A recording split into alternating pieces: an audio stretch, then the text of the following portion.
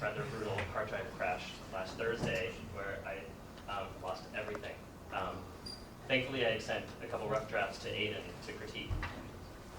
And so I only lost a couple weeks of work, but weighing my time against today, I thought it was better spent not scanning and searching for images. So I am going to show some video, and I wanted to say that the title of the piece has changed from, I believe it's in the schedule, it's high-low, yada, yada, yada. And now the title is The Medium is the Medium, the Convergence of Video, Art, and Television at WGBH. And to start, I want to start with talking a little bit about my motivation for this investigation, which was highly personalized in the fact that I have spent over 20 years in the world of video technology, beginning with an apprenticeship in high school in television stations, and then the last 10 years working in the world of video art itself. And one of the things I kept coming up against, first as a producer and then as a teacher of it, is that there's an amazing lack of history about it. People are sort of constantly entering into the technology and repeating these sort of tropes of either performance-based work, I mean, these sort of things just keep emerging and over again without any sort of historical contextualization. And for me, it seemed to be a real lack educationally. And I felt, for me, it was a personal lack because how could I couldn't move on and make new work without thinking about the history behind it. And so that really drove my investigation towards the emergence of video technology and video art. I focused on the medium as the medium because I was also stunned at its place as merely a footnote in the history of video art and video technology. There was a report by the Rockefeller Foundation who did quite a lot of funding of early video art, which was produced written in 1976 by Joanna Gill, who was a teacher of video art at Mass Art. And it's basically a survey of the state of the art at that time. And she sweeps over Boston and situates the video technology in Seattle and LA and New York. And so it's easier to sort of read it against the Boston-New York relationship, and that we have New York and Boston is really a subsidiary of it. And I think it really wipes away a lot of the history of the technology here in Boston itself. So I want to start with playing the intro, and then I'll go into reading the description of it.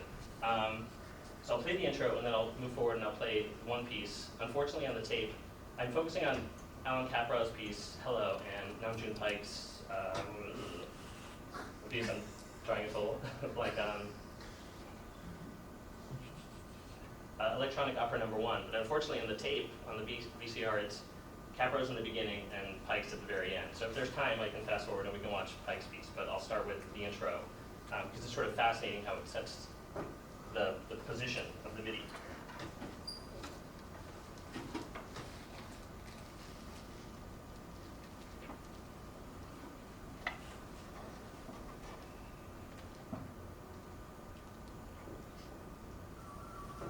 What happens when artists explore television as a personal medium of expression, their electronic palette? They change and expand our vision of the medium. From public television's experimental centers, the following are works by these video visionaries. The following videotape was the first national broadcast of artists working with television. It was broadcast in 1969 by the Public Broadcasting Laboratory. The executive producer of The Medium is the Medium was David Oppenheim.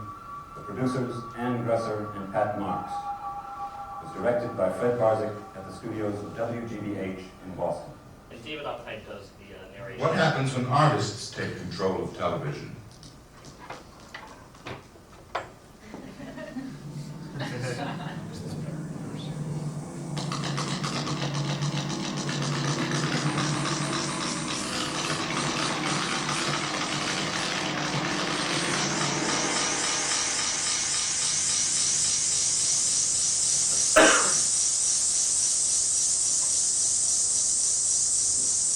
PBL invited 6 artists to collaborate with television technicians in a search for new ways to use the tools of television as an electronic art form. Each artist has experimented with sophisticated technology in his own work: mechanical and electronic devices, optic machines, kinetics, and multimedia. They all see in television an immediate way of reaching a vast audience and creating a museum for millions. Here, they use the medium as their medium. Aldo Tombolini, born Syracuse, New York, 19...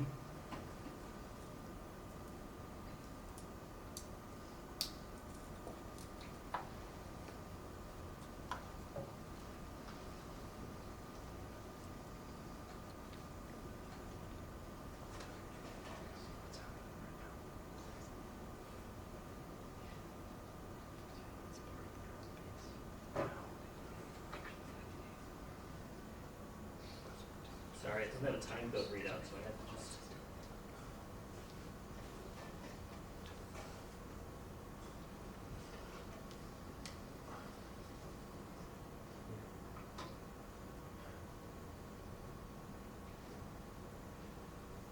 This actually will give you a great sense when you see Caprow's piece of the real difference between the two approaches. Here it is.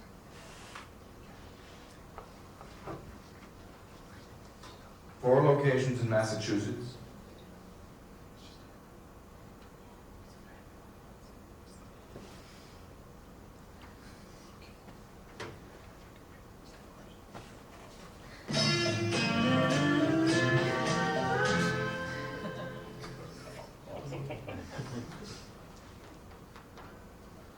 Alan Caprow, born Atlantic City, New Jersey, in 1927, founder of The Happening.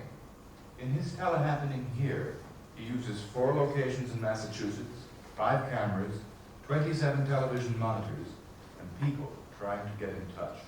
Title, Hello.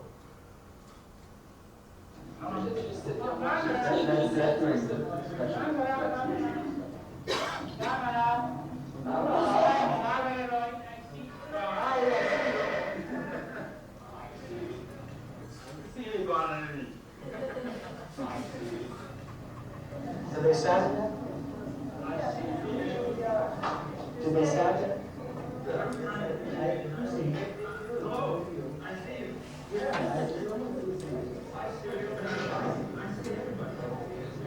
Gus. Hi, Gus. Hi, Gus. Hi, Gus.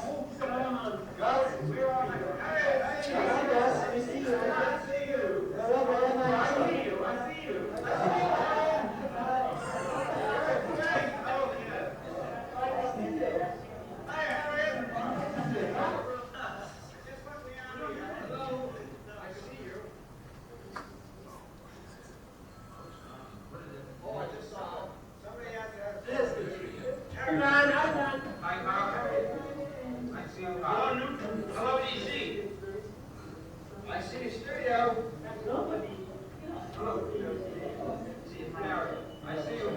I see you too. Hi.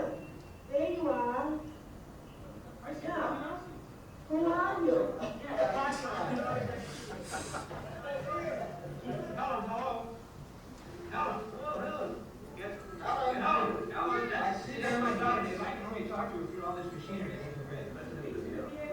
We'll have to break. Hello. This is Betty. Do you see me? Do you see me? Do you see me now? Peter? Yeah. No, I'm talking to my son. Peter Lee? Hi, Peter. Hello, Alan. I see Chris.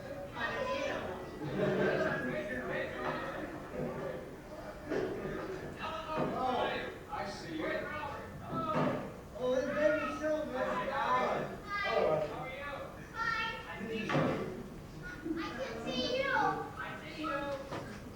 I see you.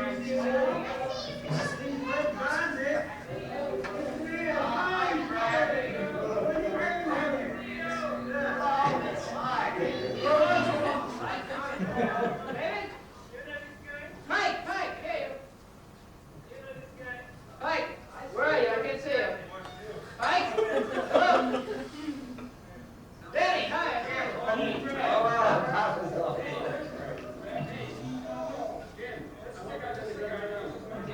Take your finger out of your mouth. Take your finger out of your mouth. Oh, yeah. Hi there. Hey, I see you. hear me, Howard? Yeah? Say hello to the girl on your left. Dave? On your left. That's right. Now say hello to Katrina. That's Katrina in the dark here. Who's that? Bob. Where are you, Bob? Hi, Bob. Hey, I see us on the earth. There we are. I see the moon. That's us. From the moon.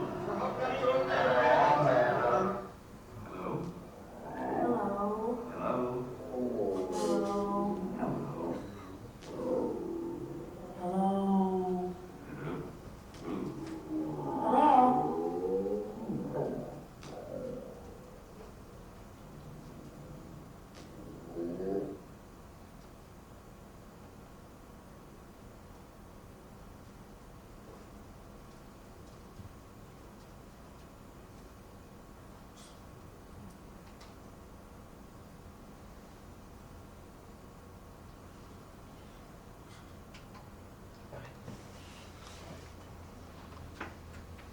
So a couple things about the piece is that when it was performed live, it was switched on the go by the engineers, and then it was edited down for this piece.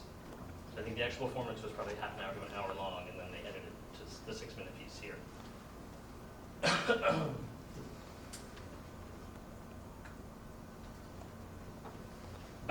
The Medium as the Medium was broadcast on WGBH, Boston's public television station on March 23, 1969.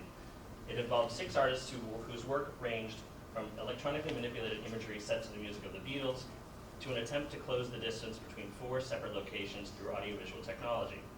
The show was an example of the pairing of artists whose work was essentially electronic or experiential with engineers. As the narrator intones at the beginning of the show, what happens when artists explore television? Bringing these two together was the Rockefeller Foundation's agenda with their artists in television program. Founded in 1967, it gave seed grants to 2 PBS stations, WGBH in Boston and KQED in San Francisco. The grants enabled the stations to begin residency programs matching artists with members of their production staffs. Most of the artists in the program were either filmmakers or were coming to the medium for the first time. The residency program is what prompts GBH to create the show. The Medium as the Medium was a watershed moment in the emerging medium of video art. It was the first nationally broadcast video program in the United States, and it opened the floodgates to the art world's embrace of the medium. Within 2 months of the program's broadcasting, the show TV as a creative medium opens at the Howard Wise Gallery in New York and contained work by 3 of the 6 artists. And at this moment, I believe Howard Wise shifts from essentially screening kinetic work and technology-based work and becomes a video gallery, or sort of straddles that line for some time. Before shutting down in 1970, and he creates Electronic Arts Intermix, which is a video distribution house.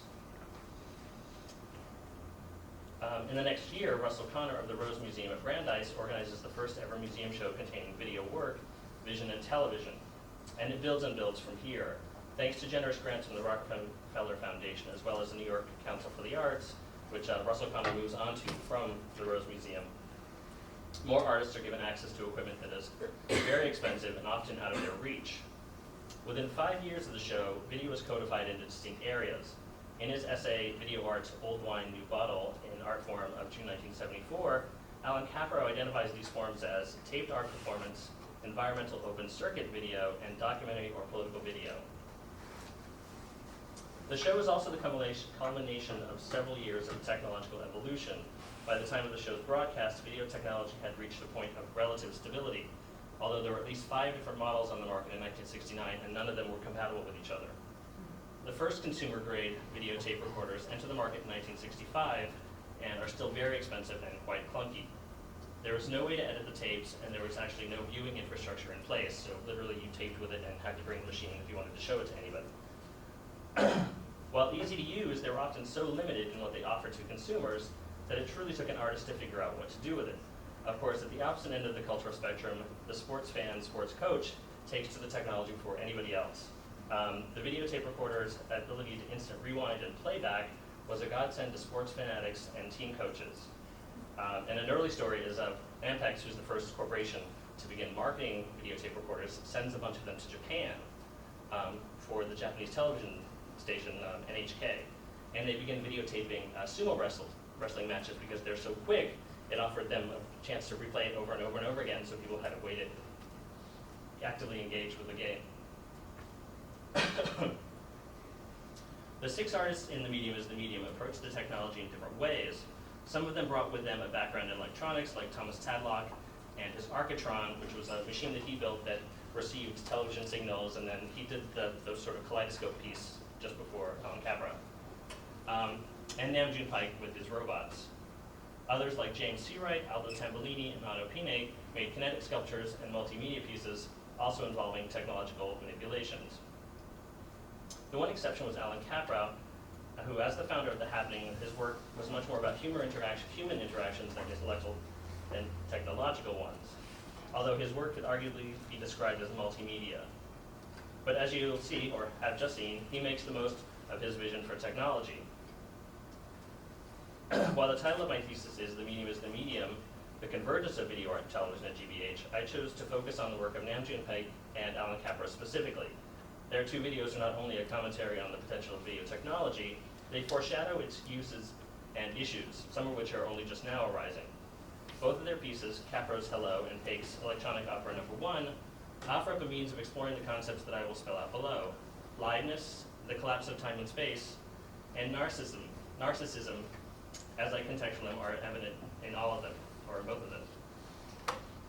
So there are 3 concepts that play out in my thesis. First, I'm curious about the notion of collapsing time and space as video begins to allow for the notion of the instant. This is read against radio and television technologies, which all play around with instantaneity versus simultaneity in varying degrees. Second, there's the notion of liveness itself. And here I'm thinking of Jane Fewer and her concept of the ideology of liveness, which she posits in relation to television, but I argue that it actually begins with radio.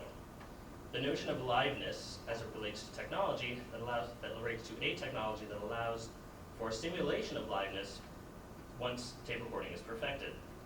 Lastly, I look beyond the time frame of my thesis to Rosalind Krauss's article, Video, the Aesthetics of Narcissism, which is printed in the spring 1976 issue of October magazine, where she links video art with narcissism in its production of an art form that refuses the object in favor of the self. While I acknowledge that certainly can be true, and especially with the artists she mentioned, and Vito Conchi and a couple other ones are notable, I wish to approach it another way. I prefer to think of the early video experience in light of Lacan's theory of the mirror stage.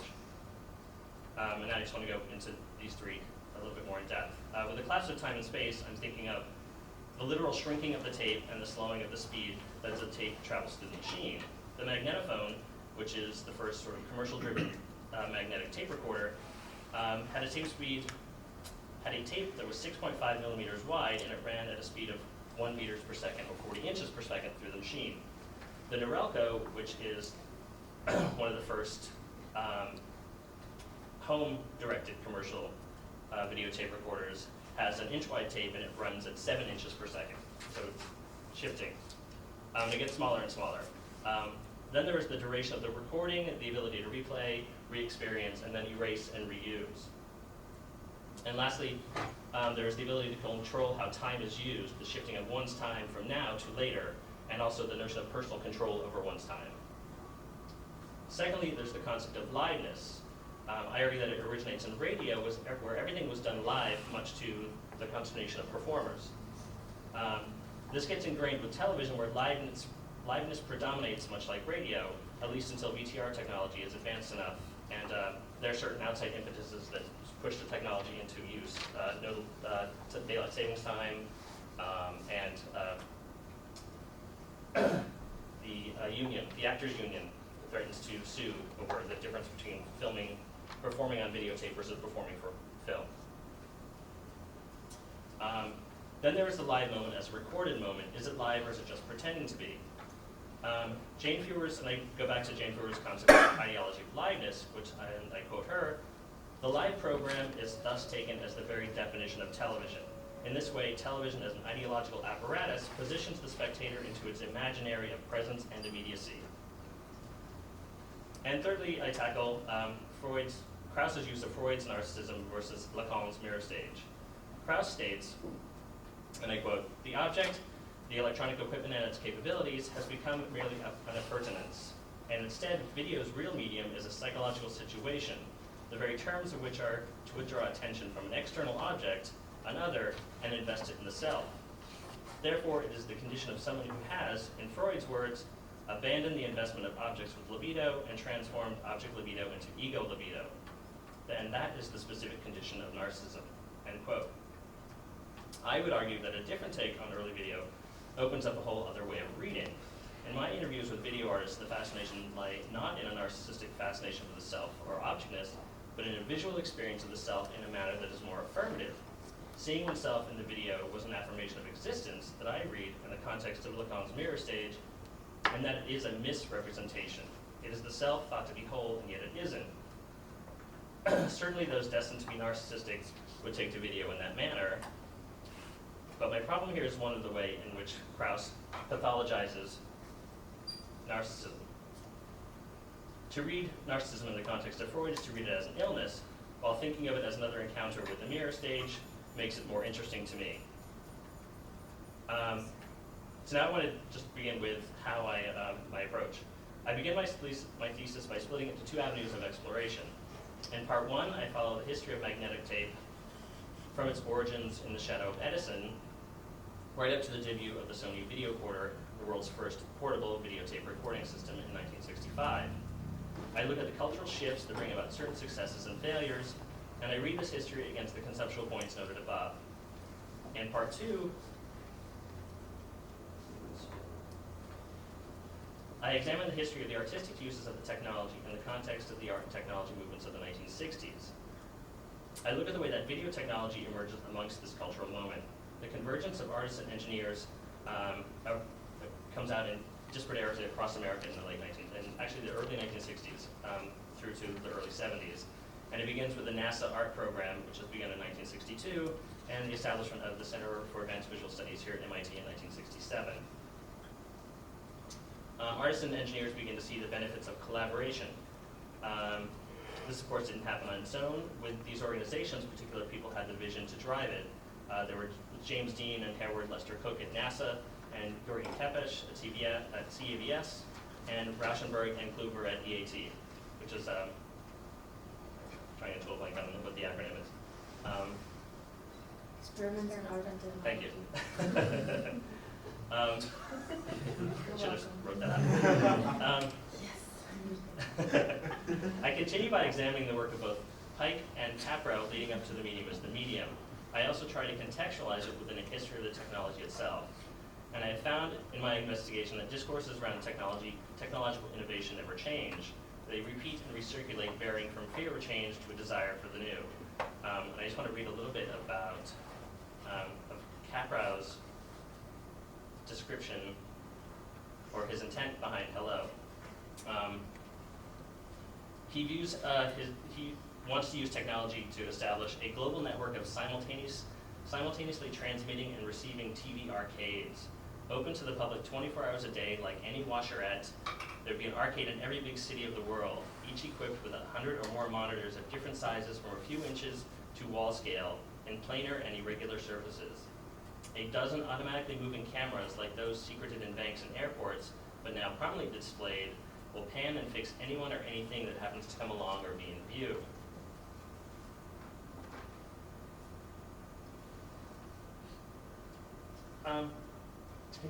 There are a couple things that are also part of my historical examination. I could not approach the subject and not be aware of my own personal investment in both the technology of video and the making of video art. I have been involved in making video and video technology since I was 15. Where other kids in my neighborhood mowed lawns for money, I was fixing people's VCRs. And I would be a poor student of Sherry Turkle's if I did not think of these histories in light of our complex relationships with technology and how it shapes us and how we shape it. And I'm thinking here of Nam June Paik's particular fascination with robots and electronics, as well as my own. I also fall back on Bourdieu and his concept of the high and low art form. The convergence of my title certainly owes a debt to his book Distinction, a social critique of the judgment of taste, and that there's the moment sort of brings high and low art together. There's a complex engagement of art and television from the very beginning. was a tug between the populism of television and the highbrow connotations of the museum. Both Turkle and Bourdieu are in the background of my thesis, and they might get foregrounded yet. I'm not there yet. And finally, the medium is obviously indebted to Marshall McLuhan, who cast a shadow over all aspects of the media convergences I speak in. Thank you.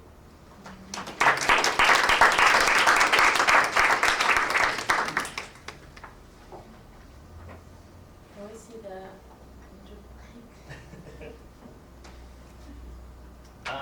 Actually, I'll play a little bit of, I also rented Button Happening. I'm not sure, Carrie, if you know. It recently surfaced, and it's from 1965, and it's believed to be one of his first ever video experiment. And there's no audio, and it's short. It's only 2 minutes long, and it's pretty self-explanatory.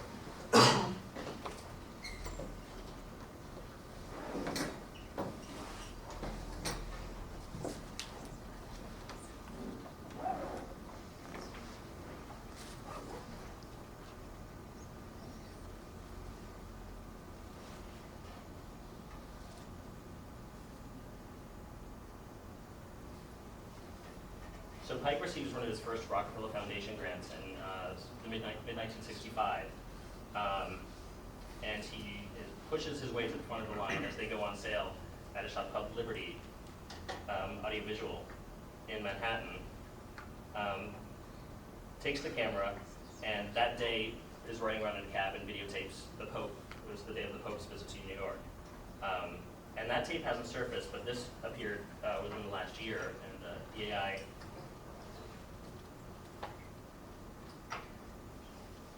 James, you know how it was shown? Because supposedly the Pope's video was shown at Cafe Go-Go, and so Yeah. it sort of entered into that downtown scene. I think EAI has something a little bit out of there.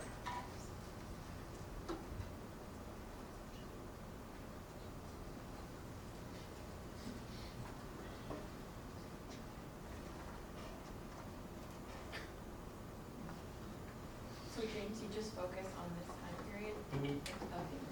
There, I want to have a bit of an epilogue where it sort of begins to talk about the dispersion and what takes place afterwards. Let me just read the reading. The Button Happening is Nam June Paik's earliest extant videotape and possibly his first tape ever. Recorded in 1965 on the day he acquired his first Sony Kodak camera, this previously unknown work has recently been rediscovered and restored.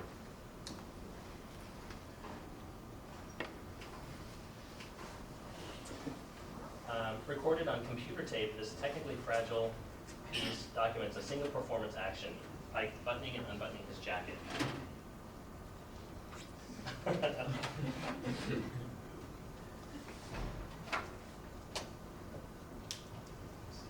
James, I wanted to ask you about something in Hello. It's nice to see it after reading about it. It gives me a different feeling for what's going on there. But I was curious, the part at the end where, having shown kind of straight ahead video as it was coming off the cameras that were being used to record the happening itself, he then switches for 15 seconds to this kind of special effects, weirdness with the psychedelic, there's echoey effects and stuff like that going on. And it felt to me as though there was this, it felt like a kind of self-conscious attempt to label this presentation as art, where up until that point there had been something not quite erratic enough for it to really qualify as art. And I'm wondering how that might,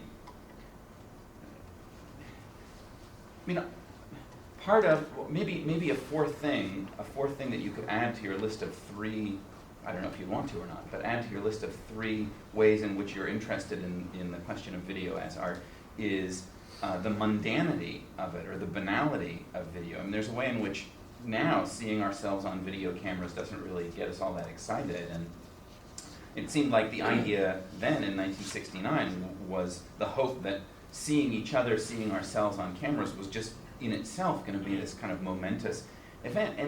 And I kind of got the feeling that it didn't quite live up to what Caprow was hoping it would do. I mean, he tapes all these people, and it somehow I don't know, it just seemed like a lot of people going, I see you. It just wasn't all that gripping as Yeah. art. And so at the end, he makes this gesture to try and turn it into art. And I wonder if that's not a reaction to the banality that was already kind of showing through in the video as an art form. I don't think so. I mean, that he wasn't about it being a video art piece. I mean, he was very much about it documenting. I mean, it was about the action of the piece itself, and I think why a lot of it just doesn't really appear in his own personal histories, because he didn't feel it was successful. He doesn't even write about it until 5 years later, when he was like, you know, it was a great idea, but you know, the technology wasn't there. It didn't really work. And Was that bridge at the end his intention, or was that something that the editors of the piece that we were watching tried to frame it with? You know what I mean? Like we were seeing a lot of graphics that sort of framed these video arts within the context of the electronics. And Yeah. I'm wondering, was this something that was suggested to him, or was this something that was, something he delivered to them, or was this something that was done after the fact? It was done after the fact, and I'm not sure how involved he was in the editing. When I interviewed Fred Barczyk, who was the director of the program, he just talked about, they talked over the phone, and I think Alan pretty much walked away from it. He performed it, it took place, and he moved on. That was sort of his shtick. Because I had the same reaction that this was something very different than the project that. Well, and then the moon thing sort of seems to it wants to play into his notion of using technology to create the space where everyone can reach out and touch. But it also seems kind of tacked on where, it's hard to identify the hand of the creator at that point because it wasn't him editing it.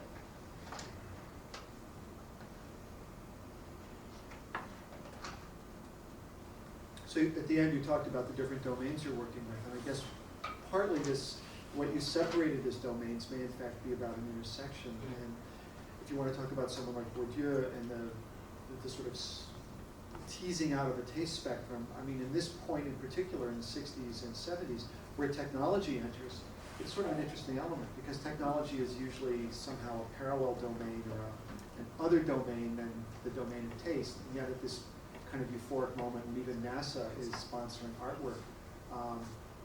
I mean, that's a really interesting discursive moment, and somehow today there's a taken for grantedness of it. And at this end of the spectrum that you're working on, there's an acute consciousness of it. I'm just wondering, I mean, it strikes me that that's what's playing out on that tape a little bit. There's this sort of transparent use of the technology, and all of a sudden, like this awareness that, oh gee, maybe we need to step back and throw the quotation marks in there so it reads as art. Are you picking up much dissonance about those two discourses of the? I'm not sure. I haven't delved. I looked at the whole art and technology movement because it's quite large in the 60s, and it doesn't seem to really play into what Pig and Capra are. I mean, it certainly seems to be influential in that it's happening in the culture. But Pig's own fascination with technology is in and of his own experience, and it's sort of unrelated. Like he taught himself to be an engineer. He taught himself to build stuff, and it wasn't about this sort of greater cultural movement. But I think it certainly feeds into. It offers up another aspect. But actually, interestingly, I'm starting to see, a lot of people who are involved in the art scene in Boston, that there's another sort of convergence moment where artists and technology are creating groups. There's several here in Cambridge that are starting. There's the Art Interactive Space. There's a few others that are just beginning to, once again, come together in art and technology.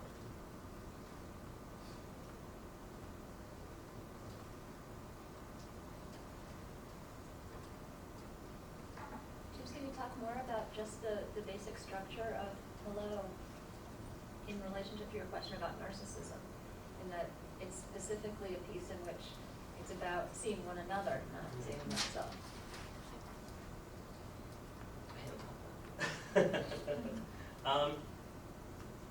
I think that's where it sort of eludes Krauss's notion of narcissism, where it's a rethinking of the technology in a way, a bit more about communication as opposed to self-indulgence.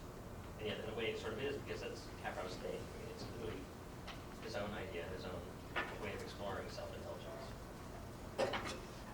And what about the use of little kids? And that's a real specific choice, and it dramatically affects the way one reacts to the experience of seeing one another, because these people as they see their kids, there's that special sort of emotional pull. Why do you think it's going on? Well, my initial read was that it's offering up the technology as a means of surveillance where your children are always under your watch, where if you have a moment you need to communicate with them, you can, and the technology great that allows that. And what's interesting, Abe and I had this conversation about it, is that the kids almost don't seem to care, that it's kind of annoying them and interrupting their play by, the parents having the strong desire to communicate. Maybe in that case it is a little bit narcissism, right? If someone recognizes your communication, Yeah. it's kind of It's an an affirmation of. Yeah.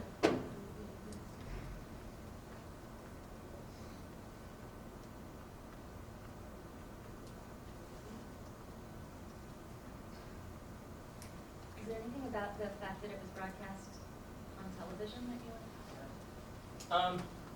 I do go in a bit in terms of the complications around art and television, because there are certain experiments that in early days of GBH, there was a program called MFA on TV, which was actually hosted by Russell Connor. And it was basically a gallery-based show where he talked about the paintings, and it was very clearly about education. And there's an article, I think, Lynn Spiegel, where she talks about MoMA's attempts at using television and the complications there, and about how they felt it was kind of pandering to an audience they didn't want by going on television. And so that whole struggle, and this was, of course, in the mid-1950s.